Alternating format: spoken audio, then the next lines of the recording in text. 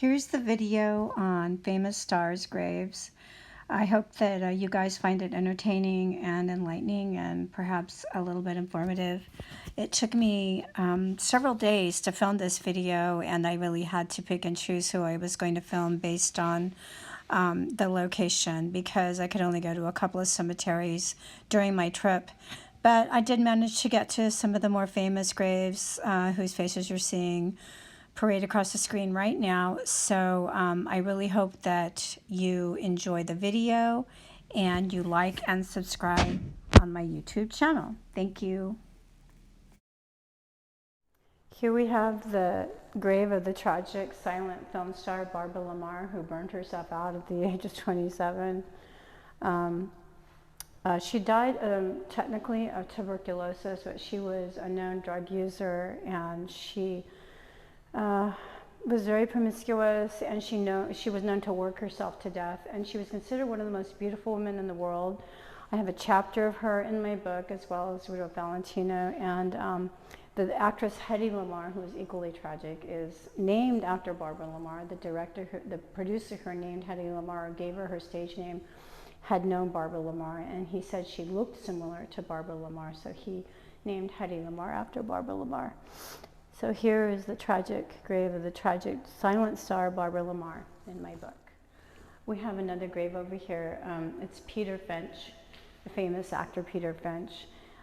He's known for a lot of movies, but I remember him mostly for Network and his famous scene where he says, "I'm not going to take it anymore. I'm mad as hell and I'm not going to take it anymore," and the rain's pouring down. Anyway, he died very suddenly of a heart attack, and he wasn't very old as well when he died. And he was received an Oscar posthumously for that performance in Network. Anyway, this is his grave. So here we are at the remains of David White. He was Larry Tate in Bewitched, and he played in a few other character parts. Anyway, he's buried here with his son, Jonathan White, who was killed in the Pan Am air crash in the 1980s. And David White also had, his first wife died in childbirth, so he had kind of a tragic life all around. And he ended up dying very young in the 90s. He didn't really want to live much past when his son was killed. So he's kind of a sad case, but his remains are here at Hollywood Forever, just around the corner from Rudolph Valentino, and we're going to go there next.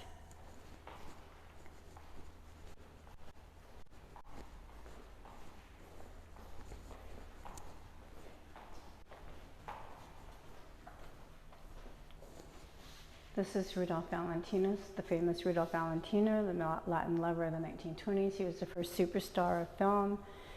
Died very young of a ruptured appendix and the sepsis that followed it. And back in those days, they didn't have antibiotics. They weren't able to control the infection, so he died at a very young age. And he died unexpectedly. And his really good friend, June Mathis, had bought this tomb space and allowed him to be buried there because he didn't really have any place to be buried. And then she died just like very soon after that and was placed next to him here. They were just friends. They weren't lovers or anything. So it looks like most of the Mathis family is here. I'm sure they're all related to June. So anyway, tragic grave. So here we are at the grave of Tyrone Power, the famous movie idol of the 30s, 40s, and mid-50s. He died very young of a heart attack, just like his father. He's buried here at Hollywood Forever Cemetery, right here, and it's a beautiful monument to him. He's in the book Tragic Hollywood. He's in the second book, Tragic Hollywood: Beautiful, Glamorous, and Still Dead. And if anyone was beautiful, glamorous, and tragic, it was Tyrone Power. I mean, this is his grave. Okay, so here we are at the poster girl of Tragic Hollywood's grave, Judy Garland. She's an icon. There was only one Judy Garland. She starred in many, many movies. Of course, one of her most famous movies was The Wizard of Oz. So what to say about Judy? She got addicted to pills very young when she was filming The Wizard of Oz, and she remained addicted, and it's eventually what killed her in London. She was only 49 when she died. she was buried in New York for many, many years, and only, I think, since 2018 has she been here. Her daughter Liza brought her back here from New York, and we're very happy to have her. She made her name in Los Angeles and Hollywood, and she lived here, so it's only fitting that she should rest here. This is our girl, Judy Garland. So here we are at the grave of Natalie Wood, tragic child and adult star from the 1950s, 60s, and 70s. She died on her and her husband's yacht, the Splendor, in 1981. And some people think that she was murdered, or at least negligently not helped when she needed it. And this is also the cemetery where Marilyn Monroe, Farrah Fawcett, Carol O'Connor, Elizabeth Taylor's parents, and tons of other famous people are buried. So go ahead and take a circle around the cemetery. Go ahead and as you can see, this is a very small cemetery to have so many famous people, but its location is ideal. It's right in between, what is it, Brentwood and... It's on Glendon. Glendon and Wilshire. But I mean, it's right in between two very prominent neighborhoods like Brentwood and Westwood, right? Yeah, and not that far from Beverly Hills, so that's why a lot of famous people are buried here. So there you have it. Okay, here we are at the grave of Dorothy Stratten. This is the same cemetery where Natalie Wood is buried and Marilyn Monroe. As you can see, this is a rather lengthy quote that they put on her grave. It's from a Hemingway novel. And it says, if people bring so much courage to this world, the world has to kill them to break them. So of course it kills them. It kills them very good. It kills the very good and the very gentle and the very brave impartially. If you are none of these, you can be sure that it will kill you too, but there will be no special hurry. And then it says, we love you, Dorothy. And the Dorothy part is really worn off. So anyway, this was her grave. She was, of course, killed by her husband. She was a Playboy centerfold, and she was being groomed to become the next star, big-time star. She was living with Peter Bogdanovich at the time, and he tricked her into coming to his house, and he shot her in the face with a shotgun, and then he raped her dead body multiple times, and then he shot himself in the head. So this is Dorothy Stratten's grave. This happened in 1980, and the movie star 80 is based on her. Thank you. Here we are at the grave of Farrah Fawcett. She is also buried here at Pierce Brothers Westwood, along with Natalie Wood and Marilyn Monroe and Dorothy Stratten. And she was, of course, Charlie's Angels. She was only on that show for a year, but it seemed like she was on it forever. And then she made several really good made-for-TV movies, like The Burning Bed and a few others. She was nominated for an Emmy, I think, for one of maybe The Burning Bed. Anyway, she actually could act really good. And of course, she died of cancer. And you know, she was not that old. I think she was 61 when she died of cancer, which is what I am now. So that sounds young to me. But yeah, it was sad when she died because she happened to die on the same day as Michael Jackson. So of course her death was overshadowed by Michael Jackson's death. But we're paying our respects today.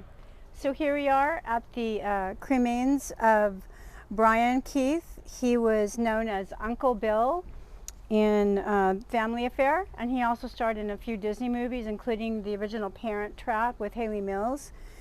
Anyway, he was a sad case. He had a lot of health problems towards the end of his life, and his daughter Daisy Keith, who's also here, she committed suicide in her 20s in 1997, and I guess Brian Keith had been diagnosed with terminal cancer at some point, and so he decided that he really didn't want to live in this world anymore without his daughter and face the pain and suffering from cancer and cancer treatments. So he went ahead and took his own life as well a few months after his daughter took her life. And this is kind of a really one of the saddest stories because he was always so uplifting, and I know that he tried to help the young girl in Family Affair, Buffy.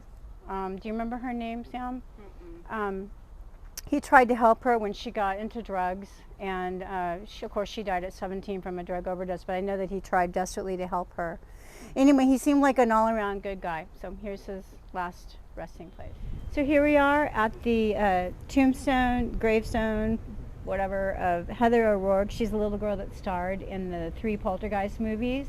She's the one that says, "They're here," and she was super cute. One of Steven Spielberg's favorites. I'm sure that he would have put her in many more of his movies had she lived past the age of 10 or whatever, but at any rate, she's here. And she died from an intestinal blockage. She was only, let's see, she was 13 according to this. Yeah, about 13 when she died.